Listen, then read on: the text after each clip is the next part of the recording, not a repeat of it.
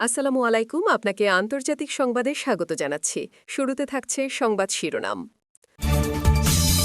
মধ্যপ্রাচ্যে দখলদার ইসরায়েলের ক্রমবর্ধমান হুমকির জন্য আরও দ্বিগুণ শক্তিশালী রূপে ফিরছে ইরান। ইরান এবার রাশিয়া থেকে কিনতে যাচ্ছে অত্যাধুনিক সব আকাশ প্রতিরক্ষা ব্যবস্থা।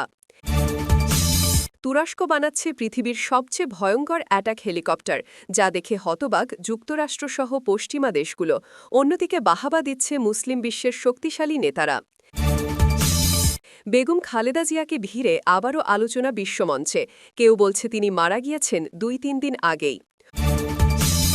অবশেষে রাশিয়ার কাছে আত্মসমর্পণ করতে চাচ্ছে ইউক্রেন, কিন্তু বাধা দিচ্ছে যুক্তরাষ্ট্র।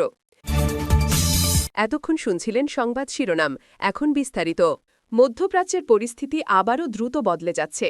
দখলদার ইসরায়েলের আগ্রাসী নীতি, হামলা আর অব্যাহত হুমকির সামনে ইরান এবার আরও শক্তিশালী রূপে ফিরে আসার ঘোষণা দিয়েছে। অনেকদিন ধরেই আড়ালে আবডালে সামরিক প্রস্তুতি চালিয়ে যাচ্ছিল তারা, কিন্তু এবার সবকিছু প্রকাশ্যে এনে জোরালো বার্তা সুরে দিয়েছে তেহরান যে ইরান আর আগের মতো থাকবে না, বরং দ্বিগুণ শক্তিতে সজ্জিত হয়ে ফিরে আসছে। আর এই শক্তির মূল যোগানদাতা হচ্ছে রাশিয়া। মস্কোর সঙ্গে গোপন বৈঠক, সামরিক প্রতিনিধিদের আসা যাওয়া এবং রাতভর বৈঠকের পর অবশেষে চূড়ান্ত হয়েছে এক বিশাল প্রতিরক্ষা চুক্তি। এই চুক্তিতে ইরান পাচ্ছে রাশিয়ার অত্যাধুনিক আকাশ প্রতিরক্ষা ব্যবস্থা। ইসরায়েলের ড্রোন, ক্ষেপণাস্ত্র বা যুদ্ধবিমান কিছুই যাতে আর ইরানের আকাশে ঢুকতে না পারে, সেই উদ্দেশ্যেই এই বিশাল সামরিক প্ল্যাটফর্ম তৈরি করছে তেহরান। রাশিয়া ইরানকে দিচ্ছে ১০০টি অত্যাধুনিক যুদ্ধবিমান, যার প্রতিটি একটি মোবাইল ফাইটিং প্ল্যাটফর্ম। আকাশে উঠে এগুলো শত্রু বিমান চিহ্নিত করতে, ধ্বংস করতে এবং একই সাথে একাধিক ফ্রন্টে যুদ্ধ চালাতে পারবে। শুধু তাই নয়, ইরানের প্রতিরক্ষা বাহিনীতে যোগ হচ্ছে ৭২টি নতুন সামরিক হেলিকপ্টার। পাহাড়ি অঞ্চল, সীমান্তবর্তী এলাকা, নজরদারি সবখানে এগুলো বিশাল ভূমিকা রাখবে। রাশিয়ার উন্নত প্রযুক্তির ড্রোনগুলো যুক্ত হচ্ছে ইরানি বাহিনীতে। কয়েক বছর আগে পর্যন্ত ইরানের ড্রোন সক্ষমতা নিয়ে যে উপহাস করা হতো, এখন ঠিক সেই ইরানি মধ্যপ্রাচ্যের অন্যতম ড্রোন শক্তি হয়ে উঠছে। নতুন ড্রোনগুলো হবে আরও তীক্ষ্ণ, আরও দ্রুত, আরও নিখুঁত। শুধু নজরদারি নয়, এগুলো প্রয়োজনে উচ্চগতির হামলা, টার্গেট লক করা এবং নির্দিষ্ট স্থানে গিয়ে নিজেকে বিস্ফোরিত করতেও সক্ষম। ইরান মনে করছে, ইসরায়েলের ক্রমবর্ধমান আগ্রাসন যদি থামাতে হয়, তাহলে শুধু নিন্দা বা কূটনীতি নয়, চাই সামরিক শক্তি। তাদের সামরিক উপদেষ্টারা বলছেন, ইসরায়েলের যে আক্রমণাত্মক মনোভাব তৈরি হয়েছে, তা আর কথাই থামানো যাবে না। আর তাই ইরানের শীর্ষ নেতারা সিদ্ধান্ত নিয়েছেন, ধীরে নয়, দ্রুত গতিতেই মূল প্রতিরক্ষা কাঠামো বদলে ফেলতে হবে। এর ফলে দেশের আকাশ প্রতিরক্ষা, সমগ্র বিমান বাহিনী, এমনকি স্থলবাহিনীর যুদ্ধ ক্ষমতা এক ধাক্কায় কয়েক গুণ বেড়ে যাবে। ইরান এও বুঝে গেছে, মধ্যপ্রাচ্যে ক্ষমতার পাল্লা এখন এমনভাবে ঝুঁকে আছে যে যার শক্তি বেশি তার কথাই সবাই শুনবে। তাই ইসরায়েলকে পাল্টা বার্তা দিতে চাইছে তারা।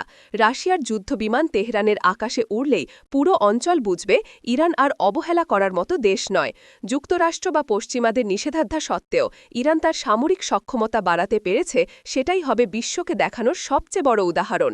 এরই মধ্যে ইরানের অভ্যন্তরে শুরু হয়েছে ব্যাপক প্রস্তুতি। সামরিক ঘাঁটিগুলো পুনর্গঠন করা হচ্ছে, পুরনো রানওয়ে ঠিক করা হচ্ছে, পাইলটদের বিশেষ প্রশিক্ষণের জন্য পাঠানো হচ্ছে রাশিয়ায়। ইরান তাদের নিজস্ব বিজ্ঞানীদের দিয়েও তৈরি করছে নতুন রাডার সিস্টেম, যাতে ইসরায়েল যদি গোপন অভিযানে আক্রমণ করতে চায়, তাও আগেভাগে শনাক্ত করা যায়। এই বিশাল সামরিক বিনিয়োগের সবচেয়ে বড় বার্তা ইরান দিচ্ছে ইসরায়েলকেই। তারা জানাচ্ছে, হামলা করলে এবার ইরান শুধু প্রতিরক্ষা করবে না, বরং জবাব দেবে। ইসরায়েলের প্রযুক্তিগত শ্রেষ্ঠত্বকে চ্যালেঞ্জ জানাতে প্রস্তুত হচ্ছে তেহরান। আকাশে যুদ্ধবিমান, সীমান্তে হেলিকপ্টার আর দূরপাল্লার ড্রোন, সব মিলিয়ে ইরান এখন চাইছে মধ্যপ্রাচ্যের শক্তির ভারসাম্য একবারেই বদলে ফেলতে। হঠাৎ করেই আলোচনার কেন্দ্রবিন্দুতে উঠে এসেছে তুরস্ক, কারণ তারা তৈরি করছে এমন এক অ্যাটাক হেলিকপ্টার যা পুরো দুনিয়ার সামরিক বিশ্লেষকদের রাতের ঘুম উড়িয়ে দিয়েছে। বলা হচ্ছে, এটা হবে পৃথিবীর অন্যতম বিধ্বংসী, দ্রুততম এবং সবচেয়ে অত্যাধুনিক আক্রমণ হেলিকপ্টার।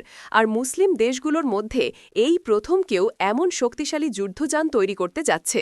তুরস্কের প্রতিরক্ষা মন্ত্রণালয় ইতিমধ্যেই জানিয়ে দিয়েছে, এই হেলিকপ্টারের ৯০% কাজ শেষ, বাকি শেষ পর্যায়ে টেস্টিং চলছে।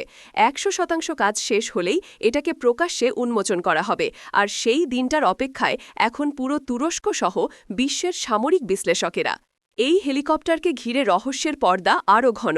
তুরস্ক কার্যত কোনো স্পেসিফিকেশনই পুরোপুরি প্রকাশ করছে না, তবে ফাঁস হওয়া অভ্যন্তরীণ তথ্য বলছে এর মূল ডিজাইনে ব্যবহার করা হয়েছে স্টিলথ টেকনোলজি, যার ফলে শত্রুর রাডার সিস্টেম এটাকে ধরতে পারবে না সহজে। আকাশে উড়তে উড়তে এটি যে কোনো দিক থেকে আক্রমণ করতে পারবে, এমনকি খুব নিচু উচ্চতায় শত্রুর ঘাঁটির ভেতরে ঢুকেও অপারেশন চালাতে সক্ষম হবে। হেলিকপ্টারের ভেতরে স্থাপন করা হচ্ছে মাল্টিলেয়ার আর্মার, যা এটিতে মিসাইল আঘাতেও রক্ষা করবে। পাশাপাশি যুক্ত করা হয়েছে উন্নত মানের ফায়ার কন্ট্রোল সিস্টেম, যা স্বয়ংক্রিয়ভাবে টার্গেট লক করে সেকেন্ডের মধ্যে আঘাত হানতে পারবে। এতে ব্যবহার করা হবে long range anti tank missile, air to air missile, rocket pod এবং স্বল্প দূরত্বের স্মার্ট মিউনিশন। তুরস্কের প্রতিরক্ষা গবেষণা প্রতিষ্ঠানগুলো বলছে এটা শুধু একটা হেলিকপ্টার নয়, বরং এক ধরনের ফ্লাইং বাংকার। যে কোনো যুদ্ধক্ষেত্রে প্রবেশ করে ট্যাঙ্ক ধ্বংস, বাংকার উড়িয়ে দেওয়া, শত্রু সৈন্যদের কার্যত স্থবির করে দেওয়ার ক্ষমতা থাকবে এতে। আর সবচেয়ে বড় কথা, এর অপারেশনাল খরচ তুলনামূলকভাবে কম, যা তুরস্ককে ভবিষ্যতে বড় সামরিক সুবিধা দেবে। পশ্চিমাদের ওপর নির্ভরতা কমাতে বহুদিন ধরেই নিজস্ব প্রতিরক্ষা ব্যবস্থা গড়ে তুলছে তুরস্ক। ড্রোন প্রযুক্তিতে তারা ইতিমধ্যেই বিশ্বের সেরা দেশগুলোর তালিকায় চলে এসেছে। তুর্কি ড্রোনের ভয়ে বহু দেশ নিজেদের প্রতিরক্ষা নীতি বদলাতে বাধ্য হয়েছে। এবার সেই ধারাবাহিকতায় তারা আনছে এমন এক অ্যাটাক হেলিকপ্টার, যেটা মুসলিম দেশগুলোর মধ্যে প্রথম এবং একমাত্র। বিশ্লেষকরা বলছেন এই হেলিকপ্টার প্রকাশ্যে এলে মধ্যপ্রাচ্যের শক্তির ভারসাম্য বদলে যাবে, কারণ এটি শুধু তুরস্কের জন্যই নয়, বরং সম্ভাব্যভাবে মুসলিম দেশগুলোর জন্য নতুন এক সামরিক যুগের দ্বার খুলে দিতে পারে। এমনকি অনেক দেশ ইতিমধ্যেই আগ্রহ দেখাতে শুরু করেছে ভবিষ্যতে এটি কিনতে। এখন সব চোখ তুরস্কের চূড়ান্ত ঘোষণার দিকে। কবে 100% কাজ শেষ হবে, কবে আনুষ্ঠানিকভাবে প্রকাশ করা হবে, তা কেউ জানে না। তবে একটি বিষয় নিশ্চিত, যেদিন এই হেলিকপ্টার বিশ্ববাসীর সামনে আসবে, সেদিন বিশ্ব সামরিক শক্তির হিসাব নিকাশ নতুন করে লিখতে হবে। কারণ তুরস্ক প্রমাণ করতে চলেছে তারা শুধু ড্রোনই নয়, আকাশযুদ্ধেও বিশ্বের বড় শক্তি হতে যাচ্ছে। অবশেষে ইউক্রেনের ভেতর থেকে ভেসে আসছে আত্মসমর্পণের গুঞ্জন।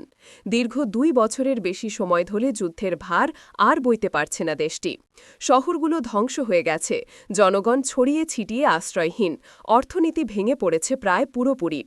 এমন পরিস্থিতিতেই ইউক্রেনের সরকারের ভেতরেই এখন আলোচনা, রাশিয়ার সাথে আর কতদিন যুদ্ধ চলবে, আর কতটা রক্ত দিতে হবে। যদি যুদ্ধ থামানোর জন্য কিছু ছাড় দিতে হয়, তবে কি সেটা বিবেচনা করা উচিত? কিন্তু এখানেই এসে দাঁড়াচ্ছে বড় বাধা, যুক্তরাষ্ট্র এবং ন্যাটো দেশগুলো। তারা এক বাক্যে জানিয়ে দিয়েছে ইউক্রেনের আত্মসমর্পণ কোনোভাবেই গ্রহণযোগ্য নয়। প্রয়োজন হলে তারা আরও ভয়ঙ্কর সব মিসাইল, অত্যাধুনিক এয়ার ডিফেন্স সিস্টেম, ড্রোন, এমনকি লং রেঞ্জ হামলা করার ক্ষমতাসম্পন্ন অস্ত্র পাঠাবে। তাদের বক্তব্য খুব স্পষ্ট, এই যুদ্ধে রাশিয়াকে জিততে দেওয়া যাবে না। ইউক্রেন যদি মাথা নত করে, তাহলে সেটি ভবিষ্যতে ন্যাটো দেশের জন্য হবে বড় হুমকি। কিন্তু রাশিয়াও এখন আর আগের মতো কূটনৈতিক ভাষায় কথা বলছে না। তারা সরাসরি হুঁশিয়ারি দিয়ে বলেছে, আত্মসমর্পণ না করলে হামলা চলতেই থাকবে, এবং হামলা এমন পর্যায়ে যাবে যখন মানচিত্রে ইউক্রেন নামে আর কোনো দেশ থাকবে না।